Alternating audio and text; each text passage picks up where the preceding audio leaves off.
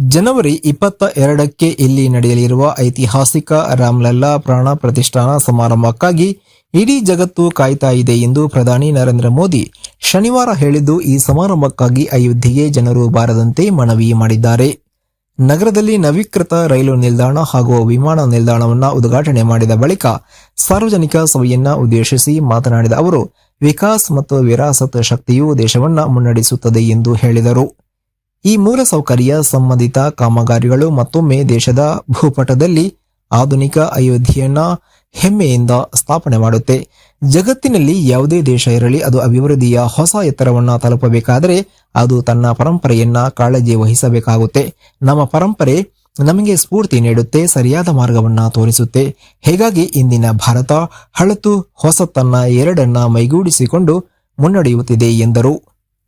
ಇಂದು ಇಡೀ ಜಗತ್ತು ಜನವರಿ 22ರ ಐತಿಹಾಸಿಕ ಕ್ಷಣಕ್ಕಾಗಿ ಕಾತರದಿಂದ ಕಾಯ್ತಾ ಇದೆ. ಇಂತಹ ಸಂದರ್ಭದಲ್ಲಿ ಅಯೋಧ್ಯೆಯ ಜನರಲ್ಲಿ ವಿಪರೀತ ಉತ್ಸಾಹ ಮೂಡುವುದು ಸಹಜ. ನಾನು ಭಾರತದ ಮಣ್ಣಿನ ಪ್ರತಿಯೊಂದು ಕಣದ ಮತ್ತು ಭಾರತದ ಪ್ರತಿಯೊಬ್ಬ ವ್ಯಕ್ತಿಯ ಆರಾಧಕ. ನನಗೂ ನಿಮ್ಮಂತೆ ಕುತೂಹಲ ಇದೆ. ನಮ್ಮೆಲ್ಲರ ಈ ಉತ್ಸಾಹ ಮತ್ತು ಅಯೋಧ್ಯೆಯ ಬೀದಿಗಳಲ್ಲಿ ಸಂಪೂರ್ಣವಾಗಿ ಗೋಚರಿಸಿತು.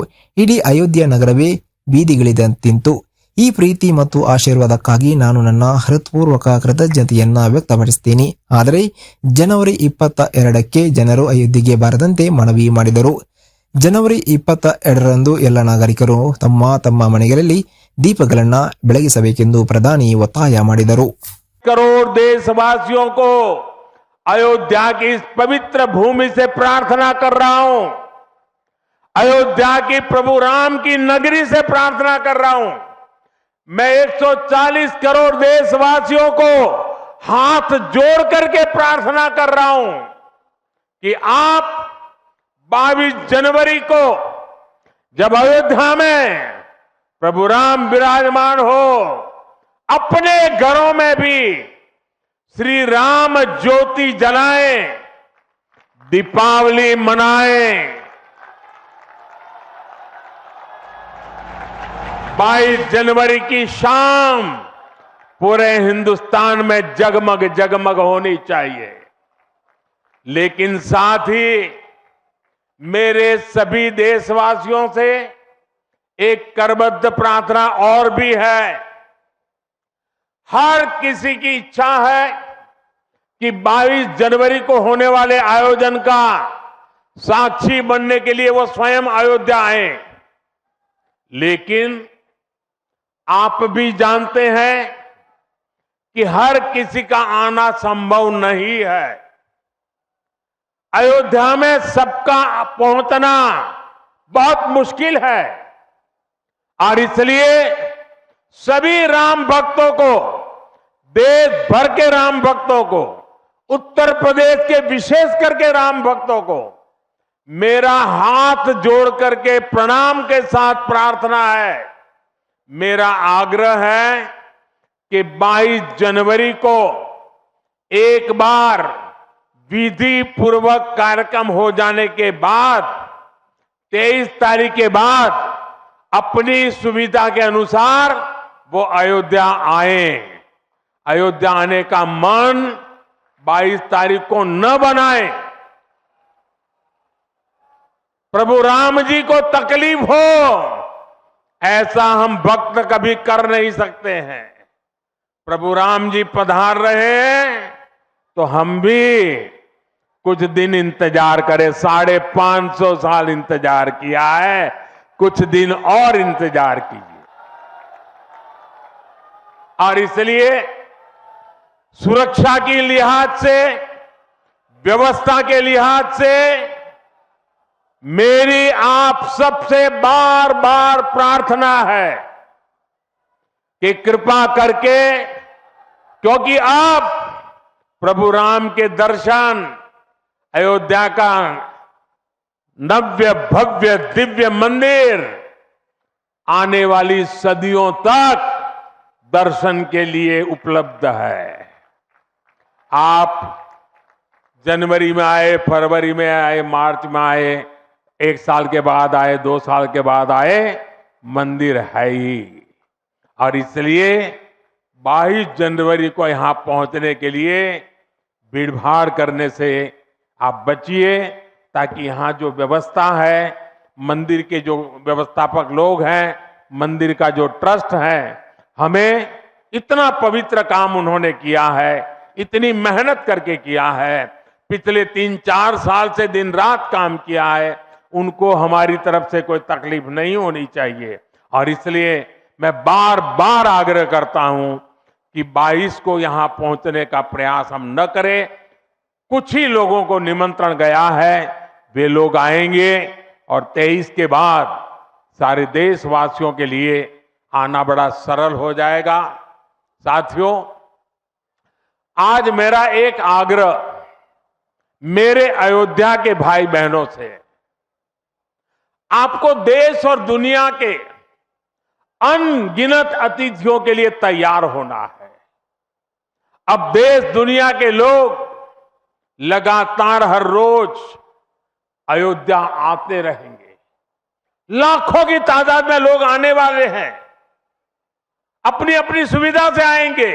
कोई 1 साल में आएगा, 2 साल में आएगा, 10 साल में आएगा, लेकिन लाखों लोग आएंगे और ये सिलसिला अब अनंत काल तक चलेगा, अनंत काल तक चलेगा। इसलिए अयोध्या वासियों को, आपको भी एक संकल्प लेना है और ये संकल्प है अयोध्या नगर को भारत का सबसे स्वच्छ शहर बनाने का। ये स्वच्छ अयोध्या, ये अयोध्या वासियों की जिम्मेदारी है और इसके लिए हमें मिलकर हर कदम उठाना है। मैं आज देश के सभी तीर्थ क्षेत्रों और मंदिरों से अपना आग्रह दोहराऊंगा। देश भर के लोगों से मेरी प्रार्थना है, भव्य राम मंदिर के निर्माण के निमित्त 1 सप्ताह पहले 14 जनवरी मकर संक्रांति के दिन से पूरे देश के छोटे मोटे सब तीर्थ स्थलों पर स्वच्छता का एक बहुत बड़ा अभियान चलाया जाना चाहिए। हर मंदिर, हिंदुस्तान के हर कोने में हमें उसकी सफाई का अभियान मकर संक्रांति 14 जनवरी से 22 जनवरी तक हमें चलाना चाहिए। प्रभु राम पूरे देश के हैं और प्रभु राम जी जब आ रहे हैं तो हमारा एक भी मंदिर, हमारा एक भी तीर्थ क्षेत्र उसका और उसके परिसर के इलाके का अस्वच्छ नहीं होना चाहिए, गंदगी नहीं हो चाहिए। साथियों, अब से कुछ देर पहले मुझे अयोध्या नगरी में ही एक और सौभाग्य प्राप्त हुआ है। आज मुझे खुशी है ये बताते हुए कि उज्ज्वला गैस कनेक्शन की 10 करोड़वीं लाभार्थी बहन के घर मुझे जाकर के चाय पीने का मौका मिला। जब 1 मई 2016 को हमने यूपी के बलिया से उज्ज्वला योजना शुरू की थी, तो कोई कल्पना भी नहीं कर सकता था कि ये योजना सफलता की इस ऊंचाई पर पहुंचेगी। इस योजना ने करोड़ों परिवारों का, करोड़ों माताओं बहनों का जीवन हमेशा के लिए बदल दिया है। उन्हें लकड़ी के धुएं से मुक्ति दिलाई है। साथियों, हमारे देश में गैस कनेक्शन देने का काम 60-70 साल पहले शुरू किया गया था, 6-7 दशक पहले। लेकिन 2014 तक हालत ये थी कि 50-55 साल में सिर्फ 14 करोड़ गैस कनेक्शन ही दिए जा चुके थे, यानी 5 दशक में 14 करोड़, जबकि हमारी सरकार ने 1 दशक में 18 करोड़ नए गैस कनेक्शन दिए हैं। और इस 18 करोड़ में 10 करोड़ गैस कनेक्शन मुफ्त में दिए गए हैं, उज्ज्वला योजना के तहत दिए गए हैं। जब गरीब की सेवा की भावना हो, जब नीयत नेक हो, तो इसी तरह से काम होता है, इसी तरह के नतीजे मिलते हैं। आजकल कुछ लोग मुझसे पूछते हैं कि मोदी की गारंटी में इतनी ताकत क्यों है? मोदी की गारंटी में इतनी ताकत इसलिए है क्योंकि मोदी जो कहता है वो करने के लिए जीवन खपा देता है। मोदी की गारंटी पर आज देश को इसलिए भरोसा है क्योंकि मोदी जो गारंटी देता है उसे पूरा करने के लिए दिन रात एक कर देता है। ये अयोध्या नगरी भी तो इसकी साक्षी है। और मैं आज अयोध्या के लोगों को फिर से विश्वास दूंगा कि इस पवित्र धाम के विकास में हम कोई कोर कसर बाकी नहीं छोड़ेंगे। श्री राम हम सभी पर आशीर्वाद रखें, इसी कामना के साथ अपनी वाणी को विराम देता हूं। प्रभु श्री राम के चरणों में प्रणाम करता हूं और आप सबको विकास कार्यों की बधाई देता हूं। मेरे साथ बोलिए, सियावर रामचंद्र की, सियावर रामचंद्र की, सियावर रामचंद्र की। भारत माता की, भारत माता की, भारत माता की। बहुत बहुत धन्यवाद।